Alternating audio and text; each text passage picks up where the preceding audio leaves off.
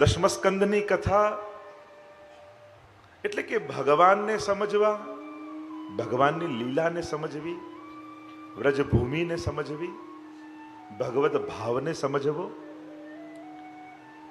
આ બધા જ શબ્દો પોતપોતાની મહત્તા રાખે છે. કૃષ્ણ લીલા આનંદદાયક છે, પણ જ્યાં સુધી એનું ગણિત ન સમજો ને ત્યાં સુધી કૃષ્ણ સમજમાં ના આવે. એમે કૃષ્ણને સમજવા અઘરા. એને માણવામાં જે આનંદ છે ને એટલો જ પરિશ્રમ એને સમજવામાં થાય. એને માણો તો ખૂબ આનંદ થાય, પણ તમને એમ થાય કે આજે મારે કૃષ્ણને સમજી લેવા છે. જે દિવસે જે ક્ષણે આપણને એમ લાગે કે હા હવે સમજાયા, એ જ દિવસે એવું કંઈક કરે કે આપણને એમ લાગે કે આ તો વિચાર્યું જ નહોતું. गिरधर सबही अंग को बांको, बांकी चाल चलत गोकुल में. ये तो सभी अंग के बांके हैं, उनका नाम भी बांका, स्वरूप भी बांका और लीलाएं भी बांकी. ऐसे हमारे ठाकुर जी हैं. આપણે બધા કૃષ્ણ ભક્તો છીએ. જો અમુક વસ્તુ સ્પષ્ટ હોવી જોઈએ, આપણે બધા વૈષ્ણવ, આપણે બધા કૃષ્ણના પ્રેમી, કૃષ્ણના ભક્તો, આપણે બધા હિન્દુ ધર્મના આ પુષ્ટિ સંપ્રદાયને માનનારા અનુયાયીઓ, આપણે બધા આપણા બધાના ઈષ્ટ ભગવાન પણ બધા દેવતાઓનું સન્માન આપણે કરીએ. આપણે બધા પુનર્જન્મમાં માનનારા, આપણે બધા સાકાર ભક્તિ કરનારા, આપણે બધા વ્રજભક્તોની ભક્તિ કરનારા, આપણે બધા પુણ્ય અને પાપને માનનારા, આપણે બધા વેદોની આજ્ઞાને માનનારા, વેદોમાં બતાવેલા યજ્ઞ કર્મ જપ આદિ સર્વનો સ્વીકાર કરનારા, આપણે બધા શુદ્ધાદ્વૈત બ્રહ્મવાદની ફિલોસોફીને સ્વીકાર કરનારા, આપણે બધા નિષ્કામ ભક્તો. જો વૈષ્ણવ સંપ્રદાયની એક આપણા બધાની માન્યતાની એક એક એક એક એક એક શબ્દોમાં જો વાત કરવા જાઉં તો આવું લિસ્ટ બનાવી શકાય, જેનાથી એક ભક્તિની સ્પષ્ટતા આપણને થાય કે આ આપણી માન્યતા. એમ જ આ કૃષ્ણ લીલાને સમજવી, એના માટે આ ત્રણ બાબત સૌથી પહેલા સમજી લેવી જોઈએ. તો કૃષ્ણ લીલા સ્પષ્ટ રૂપે સમજાય, કન્ફ્યુઝન ન રહે. નહીં તો ઘણી વાર આપણને એમ થાય કે પ્રભુ આટલા નાના અને પાછા ગિરિરાજજીને ધારણ કરે, એક બાજુ ઘૂંટણીએ ચાલીને ઉંબરોય ન ઓળંગી શકે, તો આવો ભેદ કેમ સ્વરૂપમાં? ઘણી વાર એમ કહેવામાં આવે કે 11 વર્ષ ને 52 દિવસ ઠાકોરજી વ્રજમાં બિરાજ્યા, તો ઠાકોરજી રાસ ક્યારે કર્યો? તમે પીછવાઈ જુઓ છો, જેટલી પણ હવેલીમાં પીછવાઈ આવતી હોય ત્યાં તમને ક્યાંય એકે પીછવાઈમાં બાલકૃષ્ણ દેખાય? જ્યારે જુઓ ત્યારે મોટા જ કૃષ્ણ. તો પ્રભુ મોટા હતા કે 11 વર્ષ 52 દિવસના હતા? 11 વર્ષનું બાળક તો નાનું હોય. ઘણા લોકો એમ કે પુષ્ટિ માર્ગમાં તો બાલકૃષ્ણની સેવા. અચ્છા, બાલકૃષ્ણની તો સાતે સ્વરૂપમાં એક જ બાલકૃષ્ણ છે, બાકી બધા તો મોટા જ છે. મથુરાધીશ જુઓ, દ્વારકાધીશ જુઓ, વિઠ્ઠલનાથજી જુઓ, ગોકુલનાથજી જુઓ, ચંદ્રમાજી જુઓ, મદન મોહનલાલજી જુઓ, અને છઠ્ઠામાં કલ્યાણરાયજી જુઓ, તો એ મોટા. તો તમે તો એમ કહો છો કે પુષ્ટિ માર્ગમાં તો બાલકૃષ્ણની સેવા, આમાં તો મને એકે બાળક ન દેખાયા. સાતે સ્વરૂપમાં જોવા જાવ તો બધા કિશોર અને મોટા જ. તો વ્રજની સેવા આપણે કરીએ છીએ કે મથુરા ને દ્વારિકાના ભગવાનને ભજીએ છીએ? કહેવાય તો એમ કે સર્વદા સર્વભાવે ન ભજનીયો વ્રજાધિપ, સસ્યાયમેવ ધર્મો હિ નાન્યક્વાપી કદાચન. કોને ભજીએ છે? વ્રજાધિપ. તો જો વ્રજાધિપને ભજતા હોઈએ તો આ બધા સાતે સ્વરૂપ નાના હોવા જોઈએ. તો વ્રજમાં પ્રભુ નાના હતા કે મોટા હતા? શું આ પ્રશ્નો થતા નથી? જિજ્ઞાસા થાય નહીં આપણને? સહજ છે. અને એટલા માટે વ્રજના વ્રજેશને સૌથી પહેલા સમજો કે આ કૃષ્ણ તત્વ છે કેવું. સૌથી પહેલા એ સમજાઈ જશે ને, પછી ભક્તિમાં મૂંઝવણ અને કન્ફ્યુઝન નહીં હોય, પછી એનો રસાસ્વાદ હશે, પછી એનો આનંદ લેતા આવડી જશે. એટલે ત્રણ વસ્તુ કૃષ્ણ ચરિત્રને સમજતા પહેલા સ્પષ્ટ હોવી જોઈએ. સૌથી પહેલા મહાપ્રભુજી કૃષ્ણ લીલામાં એક સિદ્ધાંત સ્વીકારે છે, એ છે ભગવાનમાં રહેલો વિરુદ્ધ ધર્માશ્રયિતાનો ગુણ. પ્રભુની અંદર અનેક ધર્મો બિરાજે છે, એમાંથી એક ધર્મ બિરાજે છે વિરુદ્ધ ધર્માશ્રય. વિરુદ્ધ ધર્માશ્રયિતા એટલે શું? એક જ ક્ષણે પ્રભુ સર્વ સમર્થ છે તો એ જ ક્ષણે અસમર્થ પણ છે. એ ગિરિરાજજીને ઉચકી શકે અને નંદાલયનો ઉંબરોય ન ઓળંગી શકે એવા અસમર્થ પણ છે. એ એક જ ક્ષણે બાલક છે, એ જ ક્ષણે એ કિશોર પણ છે. એક જ ક્ષણે એ સર્વસમર્થ છે, એ જ ક્ષણે એ અસમર્થ પણ છે. આ વિરુદ્ધ ધર્માશ્રયિતાનો ગુણ પ્રભુમાં બિરાજે. એ દાવાનળ પણ પી જાય અને પીવત દૂધ સિરાય. થોડું ગરમ દૂધ હોય ને તો એને ફૂંક મારી મારીને પીએ છે. એટલે કૃષ્ણ ચરિત્રને સમજવા માટે આ વિરુદ્ધ ધર્માશ્રયિતાનો ગુણ સમજવો જરૂરી છે કે વ્રજમાં પ્રભુ કેવલ બાલક રૂપે નથી, સર્વ ભાવ રૂપે બિરાજે છે. એટલે એ બાલક પણ છે તો એ જ ક્ષણે એ કિશોર પણ છે. શિક્ષાપત્રમાં તો શ્રી હરિરાય મહાપ્રભુજી લાંબુ લિસ્ટ વિરુદ્ધ ધર્માશ્રયિતાનું આપ્યું છે કે પ્રભુમાં બે વિરુદ્ધ ધર્મો એક જ સાથે બિરાજે છે. એક સાથે બે વિરુદ્ધ ધર્મો. અને એટલા માટે શિક્ષાપત્ર આદિમાં તો વર્ણન આવે છે કે યશોદાજી ઘોડિયામાં ઝુલાવતા હોય લાલનને, અને ગોપીજનો આવી જાય ને કહેવા લાગ્યા, અરે યશોદા, તમારા લાલનને અમે ખેલવા લઈ જઈએ. ભલે લઈ જાઓ. અને જ્યાં લઈ ગયા કુંજમાં, ત્યાં તો સ્વામીજી આદિ ગોપીજનોએ વિવાહ ખેલનો મનોરથ કર્યો છે. એવા વસ્ત્ર શૃંગાર બધું સિદ્ધ કરીને રાખ્યું છે. અને કુંજમાં પધારતા ઠાકોરજી કિશોર થઈ ગયા. સુંદર વસ્ત્ર શૃંગાર આદિ ધરાવ્યા, મરવટ કાઢી, શહેરો ધરાવ્યો મસ્તક પર, વિવાહ ખેલનો સુંદર મનોરથ થયો. અને યશોદાજીને થયું કે આટલી વાર થઈ ગઈ, લાલનને ક્યાં લઈ ગયા ગોપીજન? એટલે બહાર ગોતવા નીકળ્યા. અરે લાલન, અરે કન્હૈયા. અને અવાજ સંભળાયો નિકુંજમાં ગોપીજનોને.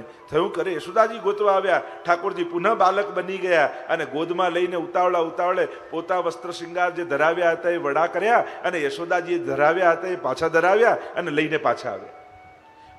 ઉતાવળે પાછા તો આવ્યા. બધા વસ્ત્ર શૃંગાર વડા તો કર્યા, પણ મસ્તક પર જે મરવટ કાઢી હતી ને એ કાઢવાનું ભૂલી ગયા. અને યશોદાજીની દ્રષ્ટિ પડી કે અરે આ મરવટ ક્યાંથી આવી લાલનના મુખારવિંદ પર? અને થયું કે અરે મારા લાલન ને આ જો કન્યા રાધાજી જામે જોઈને થયું કે આની જોડે વિવાહ થાય તો કેટલું સારું. એટલે બે ફળી રાધાજીની ગોદમાં આપ્યા અને કહ્યું, તારું ને મારા લાલનનું આજથી નક્કી. આવા અનેક પ્રકારની લીલાઓ આવે છે. એટલે વ્રજમાં એક વસ્તુ સમજો, પુષ્ટિ માર્ગમાં બાલકૃષ્ણની સેવા નથી, બાલ ભાવની સેવા છે. બાલ ભાવ અને બાલકૃષ્ણ આ બંનેમાં ફરક છે. ઠાકોરજી 100 વર્ષના થઈ જાય ને તો યશોદાજીનો તો બાલ ભાવ જ રહે. પ્રભુ ભલે મોટા થયા, દીકરો ગમે તેટલો મોટો થાય, મા માટે તો બાલ ભાવ જ રહે. અને એટલા માટે બાલ ભાવની સેવા છે. પણ કેવલ બાલ ભાવ નહીં, આપણે ત્યાં નિકુંજ લીલા અને નંદાલય લીલા આ બંને ભાવ છે. તો વિરુદ્ધ ધર્માશ્રયિતાનો ગુણ ઠાકોરજીમાં બિરાજે છે. એટલે પ્રભુને નાના જુઓ તો નાના નહીં માનવા. પ્રભુ 11 વર્ષ અને 52 દિવસનો ટાઈમ પીરિયડ વ્રજમાં રહ્યા છે, પણ 11 વર્ષ અને 52 દિવસના જ નહોતા. એટલા સમય પીરિયડ સુધી વ્રજમાં છે, પણ 11 વર્ષ ને 52 દિવસના જ ન કહેવાય. કૃષ્ણ ભક્તિનો આનંદ લેવો હોય તો આ વિરુદ્ધ ધર્માશ્રયિતાનો ગુણ સમજી લો કે એ જેવા ભક્તો આવે એવું સ્વરૂપ ધારણ કરીને એમને આનંદ આપે છે. મર્યાદા પુરુષોત્તમ અને પુષ્ટિ પુરુષોત્તમનો આ ફરક. મર્યાદા પુરુષોત્તમ જે સ્વરૂપે બિરાજતા હોય એ સ્વરૂપે જ ભક્તને અનુભવ કરાવે, અને પુષ્ટિ પુરુષોત્તમ ભક્ત જેવો ભાવ લઈને આવ્યો હોય એવા થઈને એમને આનંદનું દાન કરે. એટલે પલ્લામાં ઝૂલતા ઝૂલતા પણ જેવા જેવા ભક્તો આવે એમને એ સ્વરૂપનો અનુભવ ઠાકોરજી કરાવે છે. અને એટલા માટે રાસ સમયે ઠાકોરજી કિશોર બની જાય છે. અને એટલા માટે સૌથી પહેલો ગુણ વિરુદ્ધ ધર્માશ્રયિતા. એ બોલતા જ ને યશોદાજી શીખવાડે છે, એ ત્યાં આવીને પિતાને જ્ઞાન પણ આપે છે. તમે વ્રજની લીલામાં જુઓ તો ઘણી જગ્યાએ તમને વિરુદ્ધ ધર્માશ્રયતા ભગવાનની દેખાશે. તો એ સંશય કરવાની વસ્તુ નથી, એ આનંદ લેવાની વસ્તુ છે કે અમારા પ્રભુ જે સમય, આપણે સેવા ભાવનામાં તમે જુઓ સર્વભાવનું સંમેલન છે. એટલે પહેલો સિદ્ધાંત વિરુદ્ધ ધર્માશ્રયતાનો. બીજો સિદ્ધાંત મહાપ્રભુજી બ્રહ્મસૂત્રમાંથી કહે છે નિત્ય લીલાવાદનો સિદ્ધાંત. નિત્ય લીલાવાદનો સિદ્ધાંત એટલે શું? ભગવાને આટલા હજારો વર્ષ પહેલા લીલા કરી હતી, આવું ક્યારે બોલાય નહીં. પ્રભુ અને પ્રભુની લીલા માટે ભૂતકાળ ક્યારે વપરાય નહીં. પ્રભુ જ્યાં જે સ્થાનમાં જે લીલા કરે, તો પ્રભુ જો શાશ્વત છે તો પ્રભુની લીલાઓ પણ શાશ્વત છે. આને કહેવાય નિત્ય લીલાવાદનો સિદ્ધાંત. એટલે કે આજે તમે વ્રજયાત્રા કરવા જાઓ છો તો ત્યાં કોઈ ભૂતકાળના ચિહ્નો જોવા નથી જતા.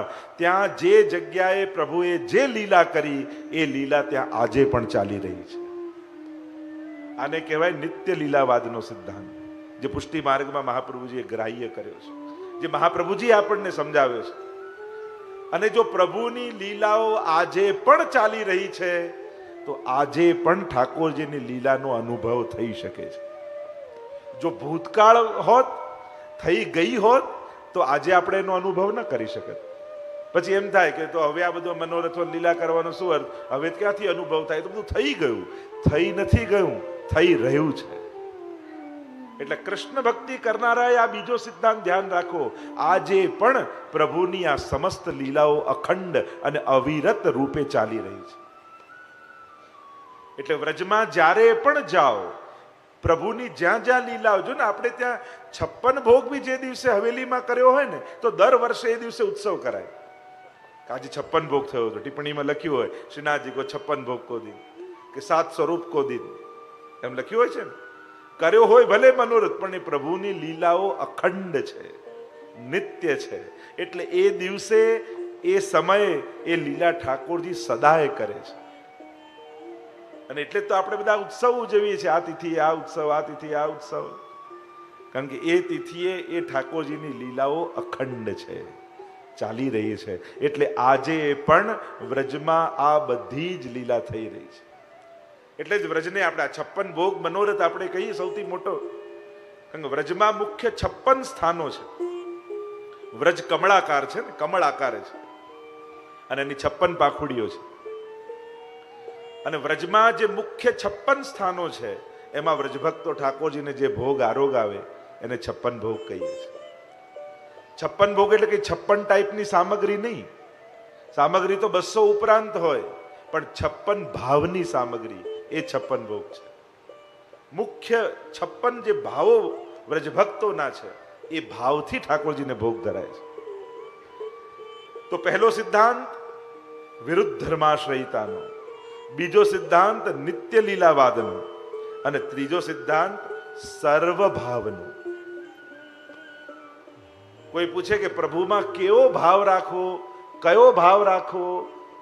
મહાપ્રભુજી કહે સર્વદા સર્વભાવેન ભજનીયો વ્રજાધિપ. પ્રભુમાં સર્વ ભાવ કરવા. એક ઠાકોરજી જ આ વિશ્વમાં એવા છે કે જેમની અંદર બધા જ ભાવો પુષ્ટ થઈ શકે છે. બીજા કોઈમાં સર્વ ભાવ સિદ્ધ ન થઈ શકે.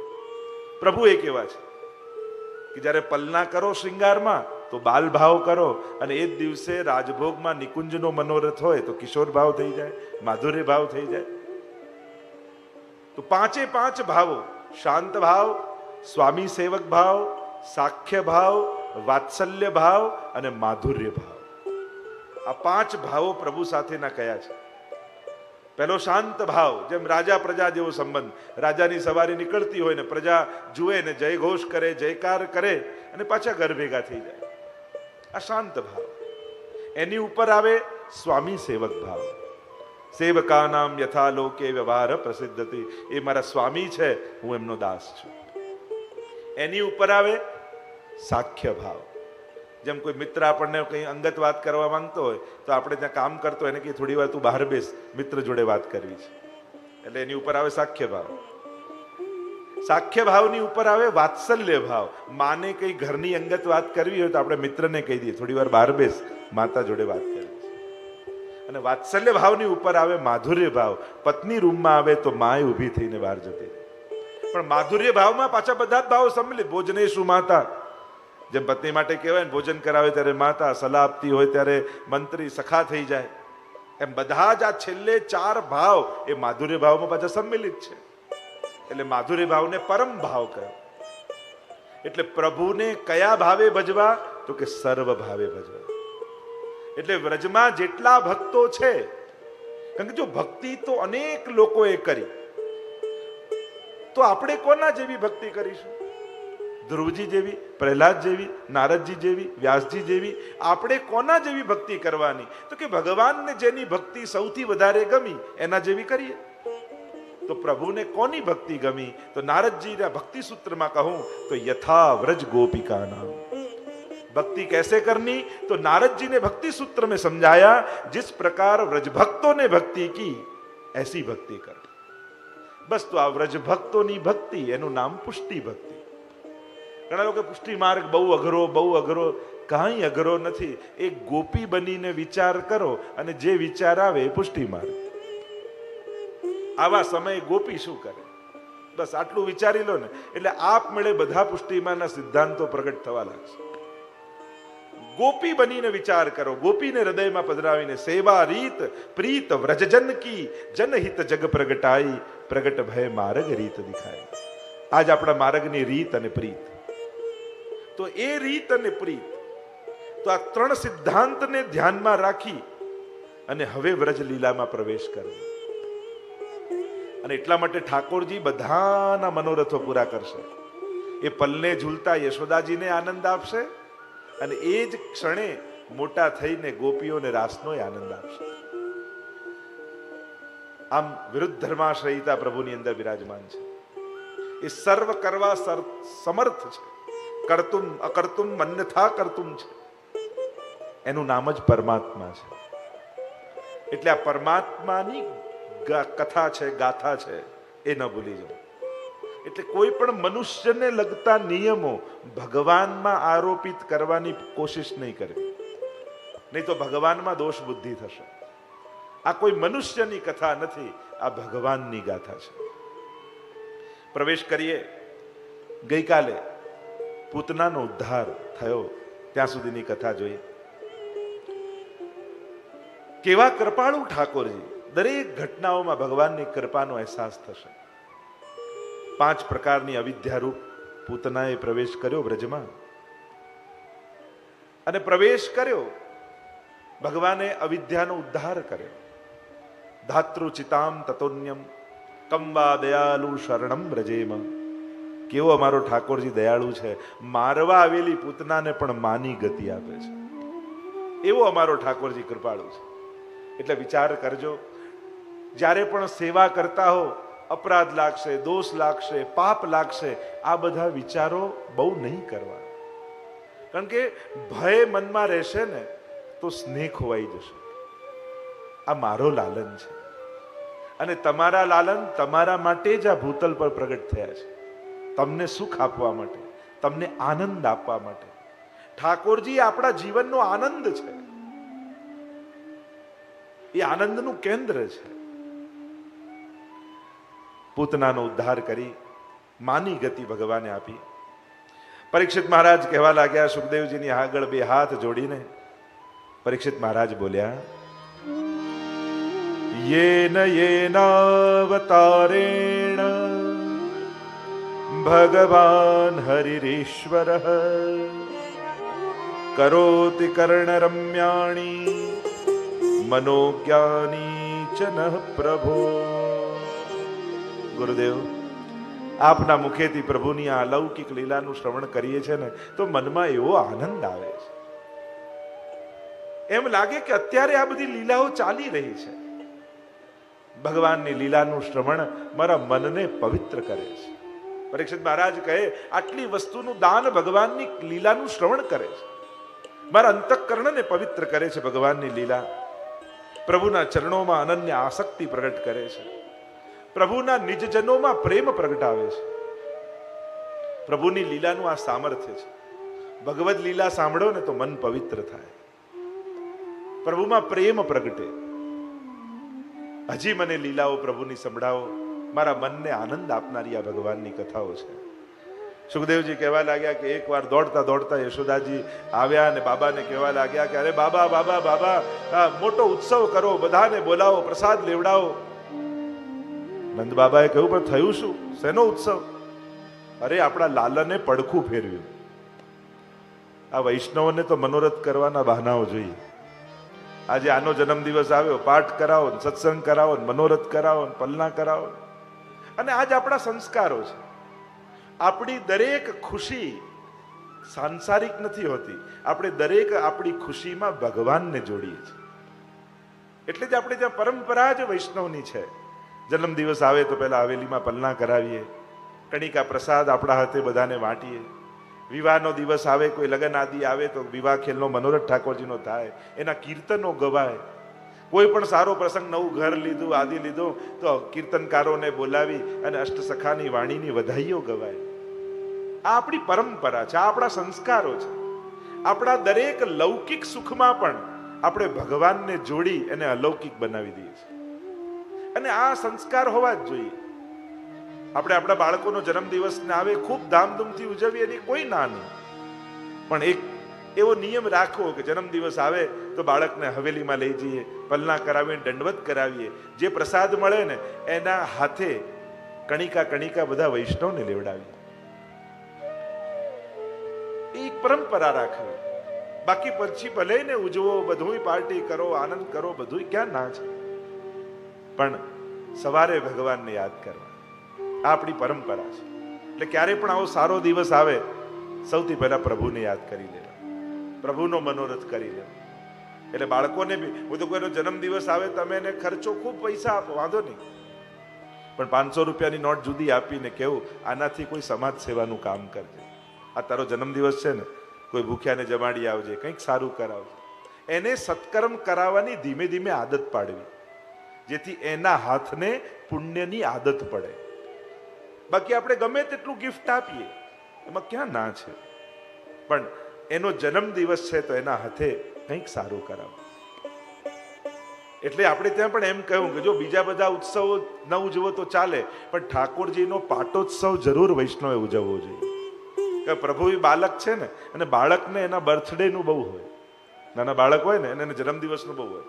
આખો દિવસ આખા વર્ષ પ્લાનિંગ જ ચાલતા હોય ને, આ બર્થડેમાં આમને બોલાવીશ, આ રીતે કરીશ, આ રીતે ઉજવીશ. એને એનો જન્મદિવસ બહુ ગમે. અને એટલા માટે બાકી બધા ઉત્સવ કદાચ ભલે ન ઉજવો, પણ જ્યારે તમારા ઠાકોરજીનો પાટોત્સવ આવતો હોય ને, કે જ્યારે તમારા નિકુંજમાં ઠાકોરજી પધાર્યા, ત્યારે ઠાકોરજીને તિલક કરવું, પરણા ધરાવવા, કંઈક થોડીક વિશેષ સામગ્રી કરી ઠાકોરજીને આરોગ આપવી, વૈષ્ણવને કણિકા પ્રસાદ લેવડાવવો, પણ ઠાકોરજીનો જન્મદિવસ જરૂર ઉજવવો. અને ઘરના બાકી બધાને કહેવું કે જો બેટા આપણો જન્મદિવસ આવે તો આપણે કેવા ધામધૂમથી ઉજવીએ છીએ, તો ઠાકોરજીનો જન્મદિવસ હોય તો આપણે નહીં ઉજવવાનો. અને બને તો કોશિશ કરજો કે એ દિવસે બધા જ આવીને ઠાકોરજીને દંડવત કરે, પ્રભુનો પાટોત્સવ જરૂર મનાવો. અહીંયા ઉત્સવ કરવાનું કહ્યું ને બધાને આમંત્રિત કર્યા છે બ્રજવાસીઓને, અને બધા જ ભોજન કરવા આવવાના છે. એટલે યશોદાજી તો એટલા કામે લાગ્યા. હવે લાલનને સાચવવા કઈ રીતે? એક શકટ હતું, ગાડું હતું, એની નીચે પલનું બનાવી કપડું બાંધી અને લાલનને પધરાવી દીધા. અને પછી જે સામગ્રી બનતી જાય બધા રસોના ઘડાઓ એ શકટની ઉપર મૂકતા જાય.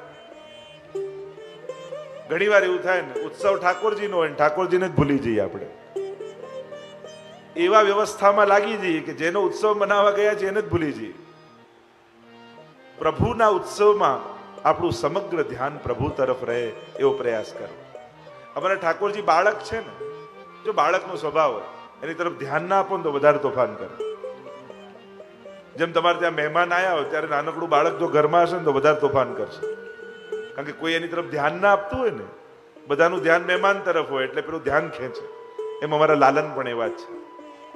તમારું ધ્યાન ન હોય તો ઠાકોરજી કંઈક ને કંઈક એવું કરે કે આપણું ધ્યાન ઠાકોરજી તરફ જતું રહે.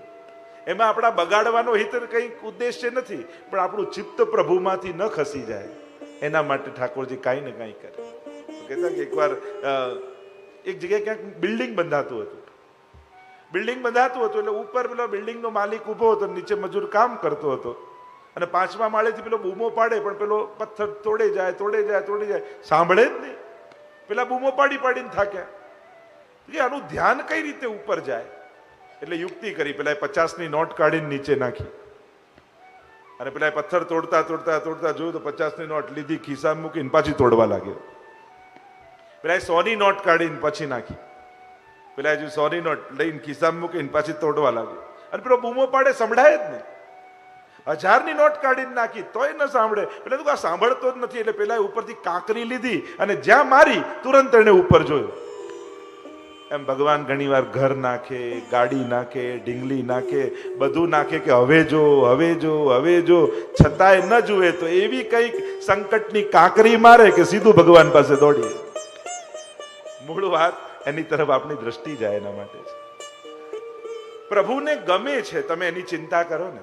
જો ભગવાનની ચિંતા નહીં કરો તો સંસારની ચિંતા થશે. અને ભગવત સંબંધી ચિંતાઓ પણ ઉદ્ધારક છે. કારણ કે અમુક ચિંતાઓ પણ ભાગ્યશાળીને થાય, દુર્ભાગીને ન થાય.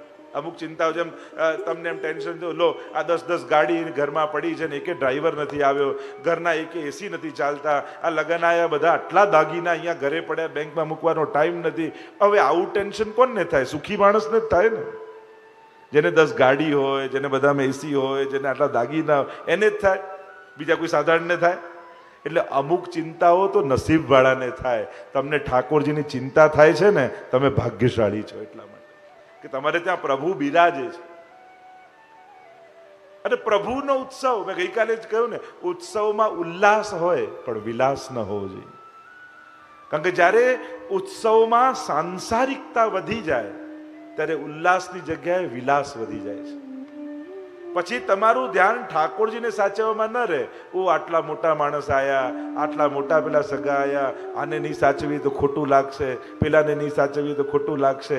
પછી ભગવાનને ખોટું લાગે કે નહીં એની ચિંતા નથી, પછી સંસાર સાચવવામાં લાગી જાય. અને પછી જો તમારું મન ભગવાનને છોડીને સંસારમાં જવાનું હોય, એના કરતા પછી ઉત્સવમાં એવા જ લોકોને બોલાવવા કે જેને સાચવવાનું તમને ટેન્શન ન રહેવાનું. પછી એવા ભગવતી વૈષ્ણવને બોલાવવા કે આવતાની સાથે સેવામાં લાગી જાય. પછી ખાલી શોભામાં અભિવૃદ્ધિ કરવા આવ્યા હોય પછી એ ટાળવું.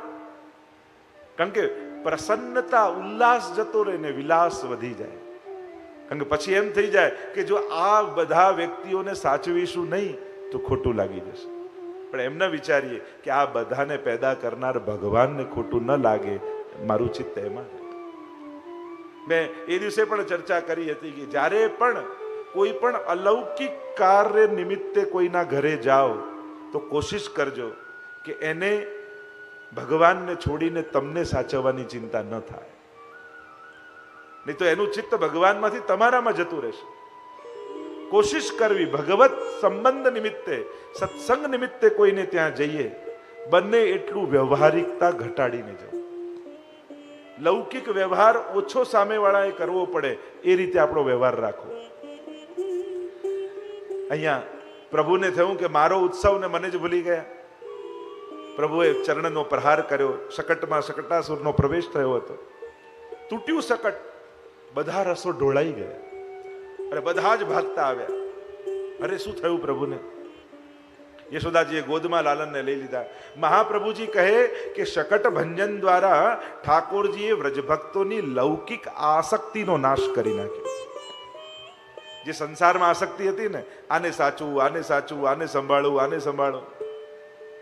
આપણે ત્યાં શેઠ પુરુષોત્તમની વાર્તા આવે ને કે રોજ જલ ભરવા જતા અને વચ્ચે સસરાજીની દુકાન આવતી.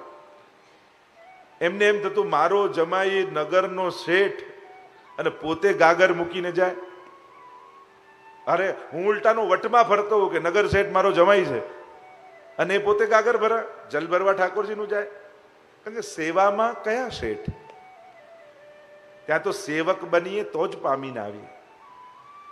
અને શરમ લાગી એટલે એકવાર જમાઈને કહેવા આવ્યા કે આટલા જ નોકર ચાકર છે, એમને મોકલતા હો તો તમે જલ ભરવા કેમ જાઓ છો? એટલે શેઠ પુરુષોત્તમદાસે બીજી યુક્તિ કરી, બીજા દિવસે પોતાની પત્નીને પણ સાથે લઈને ચાલ્યા. અને શેઠજીએ જોયું કે અરે મેં આને કહ્યું તો મારી દીકરીને લઈ જાય, પગે લાગ્યા અને કહ્યું કે એકલા ભલે જાઓ, આને તો ના લઈ જાઓ. મૂળ વાત છે, સેવા મળી એ સૌભાગ્ય છે. એનાથી મોટો ધનિક કોઈ નથી કે જેને ત્યાં એ ધર્મ હિતે પાયો યહ ધન, સ્વયં પરમાત્મા જેના ઘરે બિરાજે છે. અને એટલા માટે લૌકિક આસક્તિનો ના, કારણ કે જ્યાં જેટલી લૌકિક આસક્તિ ઓછી એટલી સેવામાં રુચિ અધિક. કારણ કે જેને બહુ જ સંસારની ચિંતા હોય ને એ ભગવાનનો આનંદ ન માણી શકે.